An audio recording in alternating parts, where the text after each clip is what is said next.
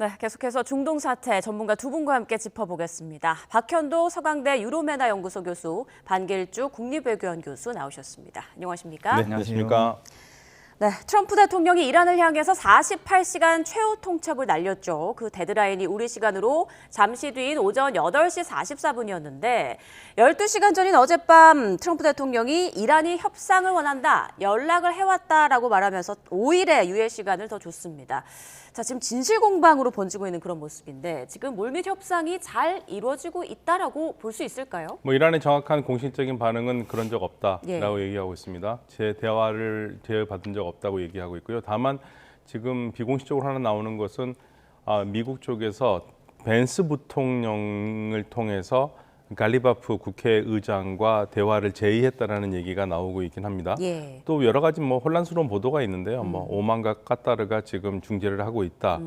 여러 국가들이 얘기를 하고 있는데 예. 이란 쪽에서는 확실하게 확인해 줄 수 있는 내용은 없고 이거는 다 트럼프 대통령이 시장을 안정시키기 위한 하나의 속임수일 뿐이다라고 얘기하고 있습니다. 물론 물밑에서는 얘기가 될 가능성도 없지 않아 있긴 합니다. 예. 그래서 아랍의 한 정보 분석가는 이란이 국민들용으로 지금 부인하고 있는 게 아니냐라는 추측을 하고 있기도 합니다. 여러 가지 추측이 나오고 네. 있습니다. 트럼프 대통령의 발언, 이란에서는 시간 벌기라고 주장을 하고 있습니다. 반 교수님께서는 어떻게 생각하고 계세요? 지금의 상황이 이제 미국이 원하는 대로 그 전황이 흘러가지 않기 때문에 복잡한 어떤 속내를 드러낸 것이라고 보여지고요. 그다음에 5일간의 유예는 그래도 처음에 이란에 대한 공습을 단행할 때와는 달리 출구에 대한 이제 의지가 좀 강해졌다라는 게 보여지고요. 그럼에도 불구하고 저는 이 지금의 상황을 세 가지 딜레마로 정리를 해야 될 것 같아요. 첫 번째는 확전과 수세의 딜레마. 그러니까 미국이 발전소를 이제 타격하겠다고 했어요. 그 48시간 이내에 호르무즈 해협을 다시 개방하지 않으면. 근데 타격을 하게 되면 이것은 돌이킬 수 없는 이제 수순으로 가기 때문에 이제 확전이 불가피해요. 그러면은 이게 과연 미국의 이익에 부합하는 것이냐에 문제가 생길 거고, 그렇다고 타격을 안 하게 되면 전황에서 이제 미국은 수세에 몰리게 됩니다. 그러면 이 딜레마예요. 이러지도 못하고 저러지도 못하는 그런 상황에서 5일의 카드를 꺼낸 것이고, 두 번째는 군사 전략과 협상 전략의 딜레마라고 볼 수 있습니다. 지금의 이 20여일 넘는 전쟁판에서 자꾸 협상이라는 과거의 관세 협상할 때 카드 비슷한 게 계속 나와요. 2주간 유예를 둔다, 48시간 조건, 또 5일간 유예. 이런 것들이 전통적인 군사작전의 어떤 흐름에는 사실은 역효과를 불러오는 측면이 있거든요. 이게 이제 분명히 딜레마가 있는 것이고, 마지막에 세 번째는 출구 전략의 딜레마입니다. 출구 전략을 설계는 하고 싶은데 마땅한 방법이 안 보여요. 그러니까 트럼프가 가장 잘한다고 하는 협상 전략을 한번 해보려고 하는 건데 그게 이제 군사 전역에서는 잘 통하지 않는 부분이 있는 것이죠. 예, 일단 대화는 하고 있는 것 같은데 그게 잘 풀릴지는 두고 봐야 될 것 같습니다. 앞서 그 말씀하셨죠. 벤스 부통령이 그 이란 측 협상자, 그러니까 갈리바프 이란 의회 의장과 이야기를 나누고 있는 것 같다라는 매체의 보도 전해주셨는데, 그러니까 이 제안을 했다. 제안을 했다. 네. 자, 만약에 그 이란 측 협상자가 이 갈리바프 의장이라면 이 사람이 그렇게 협상을 제대로 이뤄낼 수 있는 이란 측의 실권자라고 볼 수 있는 건지 이 부분도 의문이거든요. 아니요, 실권자는 아닙니다. 국회의장이고요. 예. 국회의장이면 대통령보다 사율이 낮습니다. 물론 이제 그 갈리바프 개인적으로 보면은 혁명수비대 사령관 출신이고 상당히 힘이 있는 정치인은 맞아요. 예. 그렇지만 갈리바프가 다 결정할 수는 없거든요. 그래서 지금 일각에서 나오는 의견 중에 하나가 트럼프 대통령 행정부가 여전히 이란을 지금 베네수엘라로 보고 있는 게 아니냐. 그래서 지금 갈리바프가 마두로가 제거된 상태에서의 베네수엘라 그 지금 임시 대통령이 있잖아요. 예. 그 역할을 한다고 생각하는 게 아니냐. 그래서 충분히 이 갈리바프를 통해서 미국의 이익을 전달할 수 있는, 미국의 목소리를 전달하고 미국의 이익을 구현할 수 있는 그러한 상태로 보는 게 아니냐라는 착각에 빠져 있다라고 지금 지적하는 부분도 있습니다. 왜냐하면 갈리바프가 혼자 결정할 수 있는 게 아니고요. 이라는 시스템이 굉장히 탄탄하기 때문에 예. 갈리바프가 의견은 제시할 수 있지만 최종 결정은 그 어디선가 집단적으로 내리기 때문에 이거는 만약에 미국이 갈리바프를 그런 입장으로 봤다면 상당히 오판이다. 트럼프 대통령이 힘있고 존경받는 지도자라고 그랬잖아요. 예. 근데 그렇게 많은 존경을 받고 있는지는 사실 저 의문입니다. 왜냐하면 갈리바프가 대통령 선거에서 나왔어도 계속 떨어졌거든요. 국민 지지도 한 20% 정도밖에 안 됩니다. 20에서 30%가 안 됩니다. 예, 네. 그런데 힘 있고 존경받는 지도자, 그건 제가 알고 있는 이란의 정치 내에서는 상식과 좀 거리가 먼 얘기입니다. 그럼 결국에는 모주타바와 이야기를 해야 된다 이런 말씀이시죠? 근데 이제 모지타바와 직접적 얘기는 할 수는 없고요. 예. 그 누군가, 모지타바 주변에 있는 그 누군가가 있겠지요. 예. 근데 그 베일에 가려져 있으니까 아니면 집단 지도 체제로 움직이고 있는지도 모르겠고요. 예. 그 통로로 갈리바프를 선택한 거라면 이해할 수 있는데, 만약에 마두로 대행의 베네수엘라의 그 국가 원수처럼 갈리바프를 생각한다면 그건 오판이라는 얘기죠. 네, 지금 여러 중재국들의 얘기도 나오고 있습니다. 한 미국 매체에서는 튀르키예와 이집트, 파키스탄 이 세 개 나라가 중재국으로 나섰다라는 보도가 나왔는데, 만약 사실이라면 그 배경은 어떤 게 있을까요? 각자의 이익이 좀 다른 지점이 있는 거죠. 튀르키예 같은 경우에는 최근에 가자 지구 평화라든가 우크라이나 전쟁 이런 거에서 이제 중재자 역할을 자처하고 나선 바 있어요. 그러니까 중재자 역할을 통해서 새로운 튀르키예의 모습을 외교적으로 지위가 제고되고 이런 모습을 보여주겠다고 한 것도 있고, 근데 이란의 또 미사일에 또 공격을 받기도 했잖아요. 그러니까 이게 뗄래야 뗄 수 없는 그 위치도 있는 거예요. 그러니까 그러한 어떤 협상에 지금까지 했던 관심이 더 높아질 수밖에 없었던 게 있는 것이고, 파키스탄 같은 경우에는 트럼프 행정부 들어서 미국과 접점을 찾으려고 많이 노력을 합니다. 트럼프 대통령을 작년에 노벨 평화상 후보로 추천하기도 했어요. 그렇기 때문에 미국하고의 관계가 좋은 상황에서, 즉 이란과 미국 모두가 관계가 좋으면 중재자 역할이 더 상승할 거고, 어느 한쪽이라도 좀 친해야 되잖아요. 그런 측면에서는 파키스탄이 카드가 좀 떠오르는 것이고, 이집트하고 카타르는 지금 이란의 지금 상황이 복잡하잖아요. 누가 과연 이 전체적인 지휘 통솔을 하고 있는 것인지, 그다음에 이란 혁명 수비대에 대한 1인 장악력은 과연 누구한테 있는 건지 모호한 상황에서도 이란의 소식통처럼 계속 여러 가지 이란의 입장을 전해줬어요. 전쟁 배상금을 원한다든가 이런 식으로. 그러니까 그런 소식통을 잘 활용한다면 정보 교환이 되고, 그다음에 대화의 여건이 조성이 되고, 잘만 하면 협상까지 갈 수도 있다. 이런 식으로 해서 기존에 이제 채널이 구축되어 있는 측면을 잘 활용하는 그런 게 있겠죠. 예, 지금 트럼프 대통령의 말이 계속 하루하루 다르기 때문에 앞으로 어떻게 좀 진행될지는 두고 봐야겠습니다만, 지금 한 발언대로라면 앞으로 5일간은 큰 군사 공격을 하지 않을 것 같기도 합니다. 그런데 만약에 그 사이 자신의 뜻대로 뭔가 또 협상이 제대로 이루어지지 않는다거나 이란의 거센 공격이 올 경우에 미국에서는 어떤 식으로 대처를 하게 될까요? 일단 이란이 거센 공격을 먼저 하지는 않을 겁니다. 예. 예, 하더라도 미국이 먼저 할 거고요. 지금 트럼프 대통령이 계속적으로 여러 가지 엇갈리는 발언들이 많이 나오잖아요. 네. 이걸 지금 대화의 국면으로 좋게 보면은 한없이 좋게 보려면 좋게 보고 싶은 마음은 너무 강한데요. 트럼프 대통령을 아는 사람들이 항상 하는 얘기가 있지 않습니까? 트럼프 대통령이 하는 말에 관심을 갖지 말고 주변에서 무슨 일이 일어나는지 봐라. 지금 미국 해병대가 움직이고 있고요. 해병대가 중동에 도착하는 시간이 금요일입니다. 예. 그러면 거의 트럼프 대통령의 말은 5일하고 거의 같아요. 즉, 좀 비관적으로 본다면 트럼프 대통령은 대화만 띄워놓고 시간 벌기 작전을 하는 게 아니냐. 군사 배치가 돼서 공격할 준비가 될 때까지 협상칼을 띄워놓고 안 될 거라고 생각하고 공격을 하기 위해서 지금 준비하고 있는 게 아니냐. 즉 이번 대화는 진심이 담긴 게 아니라 시간 벌기용이다. 이번에 이란을 공격했을 때와 마찬가지로요. 예. 핵협상 도중에 때렸지 않습니까? 예. 그런 가능성을 열어두지 않을 수가 없고 특히 이란이 그런 부분에서 굉장히 지금 강하게 반발하고 있어요. 무슨 말이냐면 트럼프 대통령이 하는 건 다 거짓말이다. 우리는 그렇게 한 적도 없고 계속 그러지 않습니까? 이란이 전화를 했다. 이란이 협상을 원한다. 근데 이란은 그런 한 번도 한 적이 없다고 얘기를 했거든요. 예. 이번에도 마찬가지다. 이번에는 대화가 아니라 트럼프 대통령이 시장을 안정시켜서 유가를 안정시키려는 하나의 꼼수에 불과하지 진실하게 지금 대화를 우리하고 하고 있는 건 아니다라고 얘기를 하고 있습니다. 트럼프 대통령의 말을 그다지 믿을 만한 게 못 된다. 네, 신빙성이 낮다. 확실한 거는 금요일에 중동 지역에 미 해병이 도착한다.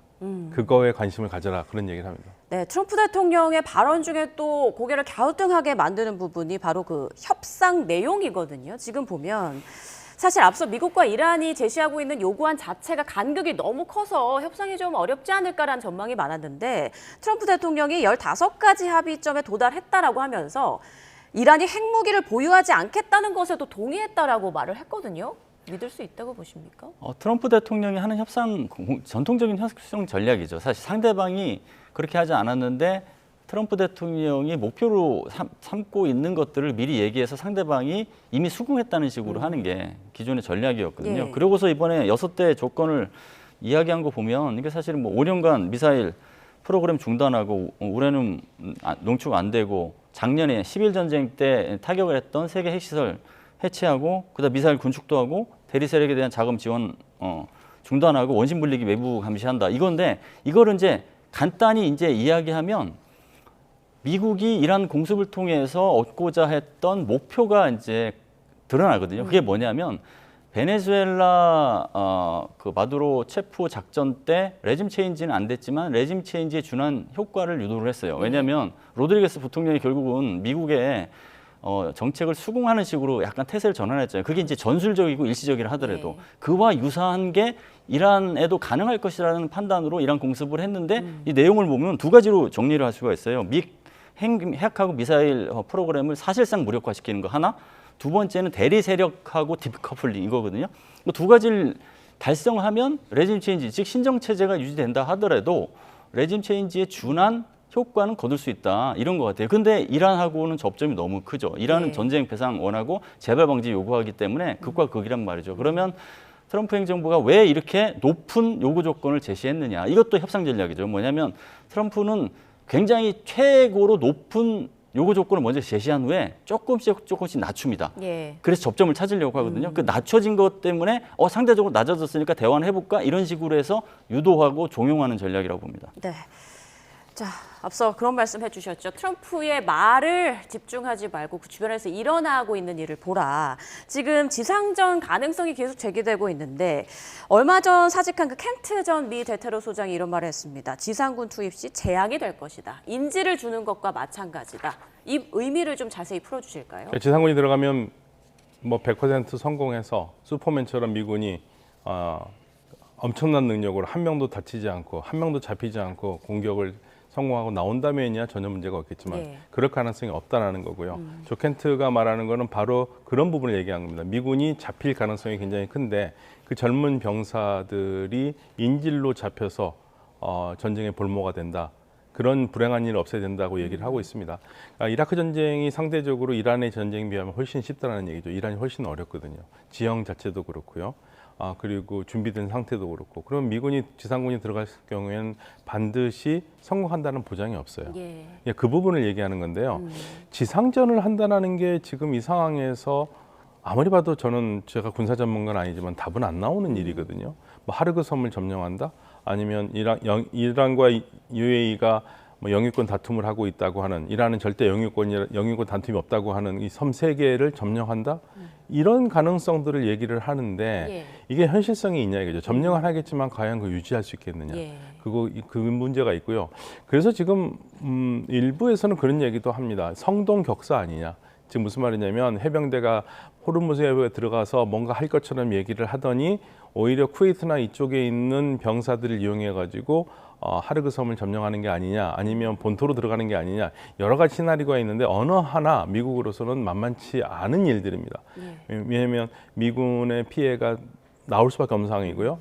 그렇게 된다면 이란이 원하는 그림이죠. 이란은 좀 두 가지를 가장 크게 작전을 쓰고 있는데 유가를 최대 올리는 거, 그리고 미군의 피해를 최대한 늘리는 거.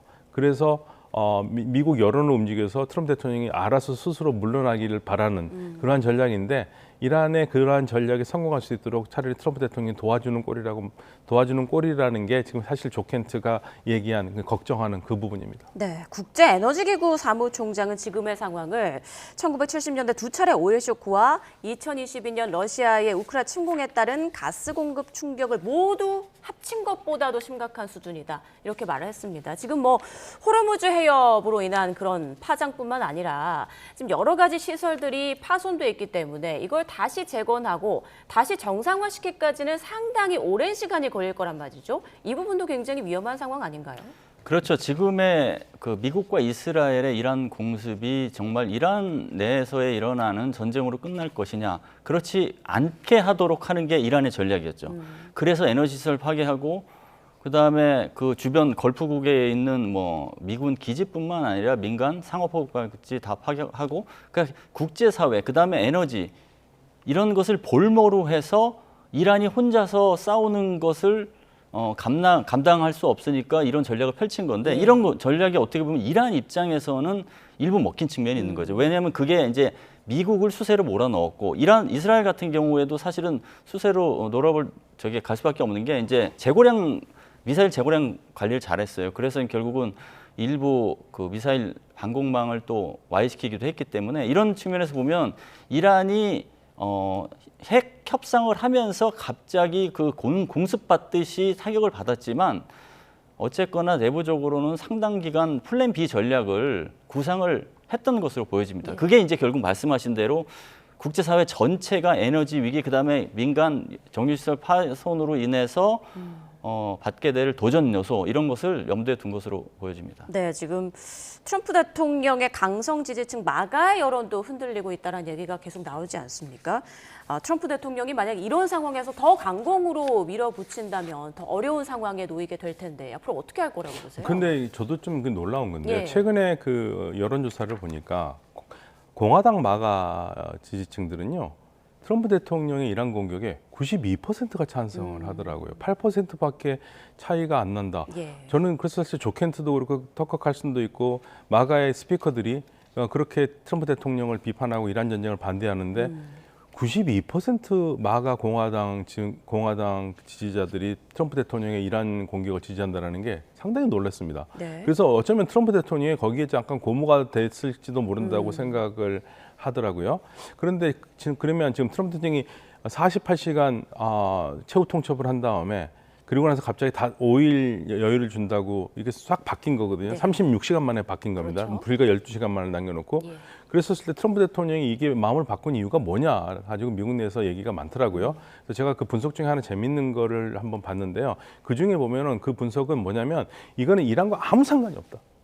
네, 이건 지난 36시간 동안 미국에서 벌어진 일 때문에 한 거다라고 얘기를 하고 있더라고요. 대표적인 케이스가 그 국방 예산 지금 전비 2천억 달러를 제출해야 되는데 통과할 가능성이 거의 없다라는 절망감이 있고, 예. 그리고 금리를 인하를 하려고 했는데 금리 인하가 실패를 했고, 이러한 조건들이 트럼프 대통령이 더 이상 견딜 수 없게 만들었다는 얘기죠.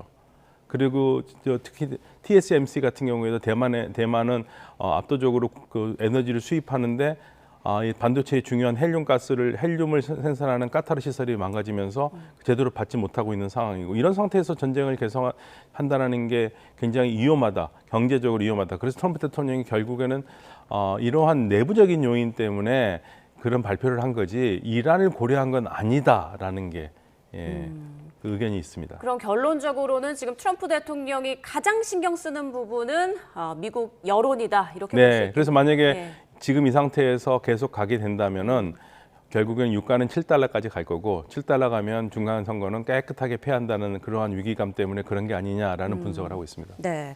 자, 그리고 앞서 이스라엘 정보기관인 모사드가 전쟁 며칠 만에 봉기가 일어날 것이다 이런 전망을 내놨고, 이런 전망을 바탕으로 미국이 공격을 감행했을 것이다라는 보도가 나왔습니다. 이 부분 어떻게 해석하십니까? 민중봉기 가능성이라는 그 정보가 사실은 미국을 끌어들이는 상당한 유인책이 됐다고 봅니다.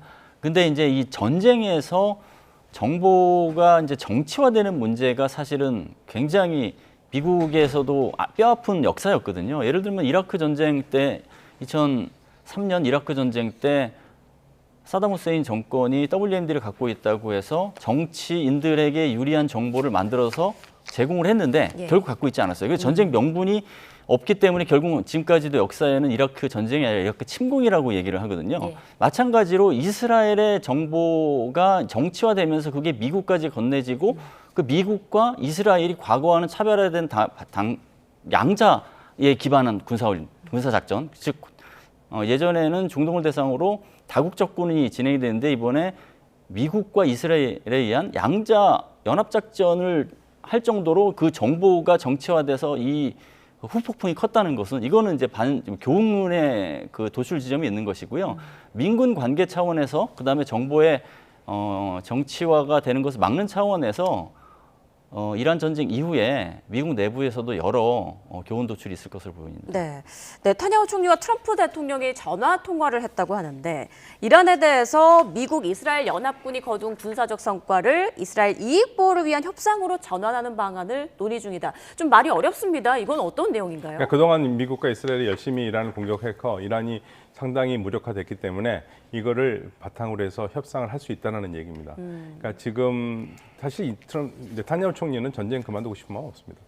지금 나오는 얘기가 계속적으로 최소한 3주는 더 필요하다. 왜냐하면 이란의 군수 시설을 완전히 괴멸시키려면 3주의 정도 공격을 더 해야 된다고 얘기를 하고 있고요. 예. 이스라엘 군은 또 그런 얘기를 하고 있습니다. 우리는 아직까지 요인 암살 명령을 받은 거를 그걸 암살 명령 철회 명령을 받지 못했다.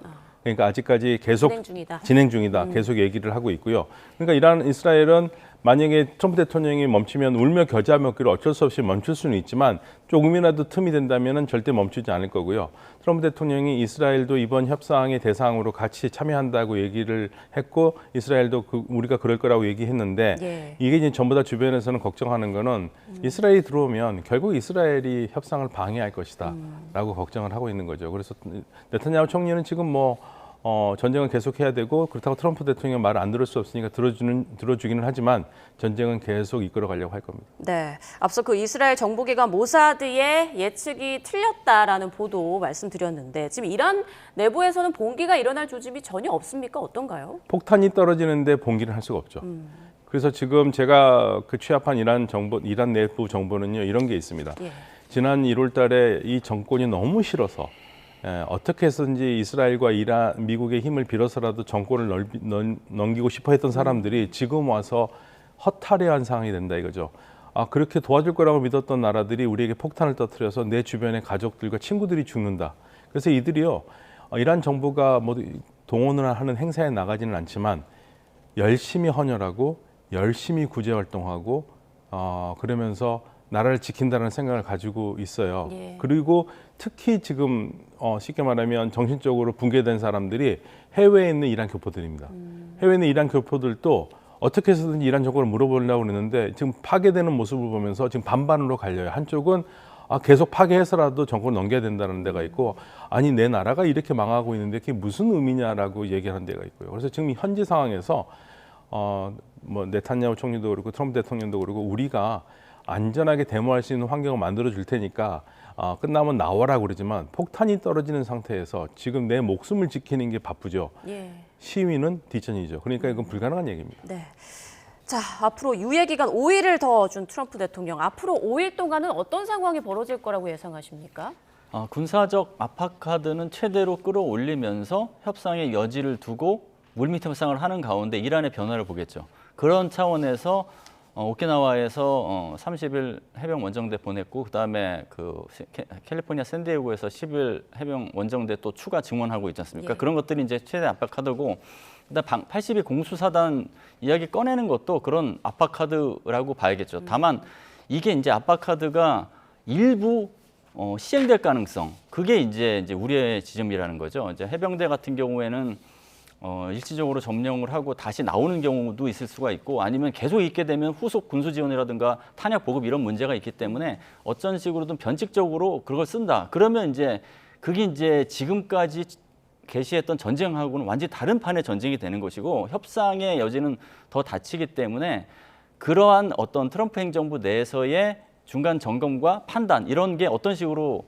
가동될지가 지켜볼 대목입니다. 네, 마지막 질문이 될 것 같은데요. 지금 각국이 호르무즈 해협 통항을 놓고 조율을 하고 있는 가운데 조연 외교부 장관이 이제 이란의 외무장관과 통화를 한 것으로 알려지지 않았습니까?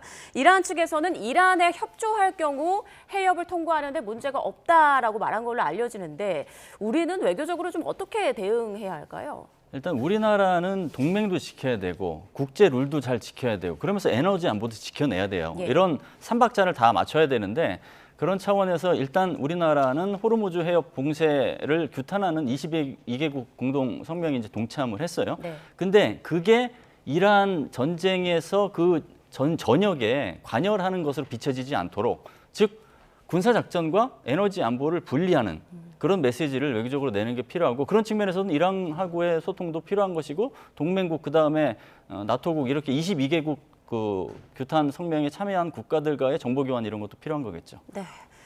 자, 협상이 제대로 이루어질 것인가 아니면 더 강한 공세가 이어질 것인가 앞으로 5일간을 좀 지켜봐야겠습니다. 지금까지 박현도 서강대 유로메나 연구소 교수, 반길주 국립외교원 교수와 함께했습니다. 고맙습니다. 네, 감사합니다.